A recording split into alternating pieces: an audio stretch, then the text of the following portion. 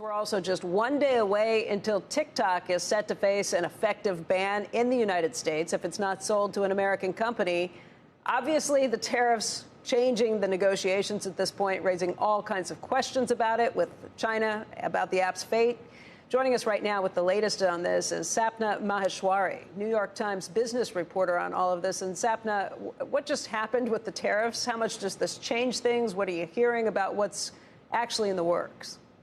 Yeah, all roads lead to tariffs this week. President Trump just said yesterday that the tariffs give the U.S. great power to negotiate, and they could play a role in talks around TikTok, where we're expecting a deal to be announced either today or tomorrow. So it remains to be seen how that actually plays into things. As we know, TikTok is owned by the Chinese company ByteDance, and China has been resistant to a sale. And this new law that was passed forcing a sale of TikTok from ByteDance. So we really don't know what that means yet, since the terms of the deal aren't out. We hear a lot about buyers who are interested in this. Is there a seller? Is ByteDance involved in any of this? Have there been conversations with the Chinese government about whether they would sign off on it? We haven't heard about conversations with the Chinese government, and ByteDance and TikTok have maintained for the better part of a year that they are not for sale. And we've seen interest so far from companies, including Amazon.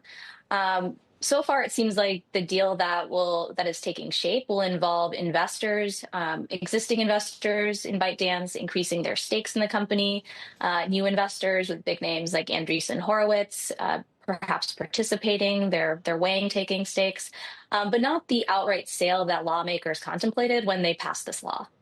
What does the law actually require? I know that originally the president was allowed to give an extension. Is he allowed to give additional extensions? Not really. Even the initial extension was never supposed to take this shape. So it's unclear. I mean, Trump has said that he will give a deadline extension if needed. But the biggest sticking point in the law right now is that it really specifies that any new entity of TikTok has to sever this relationship with ByteDance, and that it can't license the algorithm. The big concern for lawmakers is this algorithm, which currently resides in China. So we're watching really carefully to see if a deal that's announced actually complies with that. And if not, it would then be up to Congress to say this is not compliant with the law and say that they're not going to stand for it? Or what happens? I mean, if they don't say anything and don't do anything, it goes to court?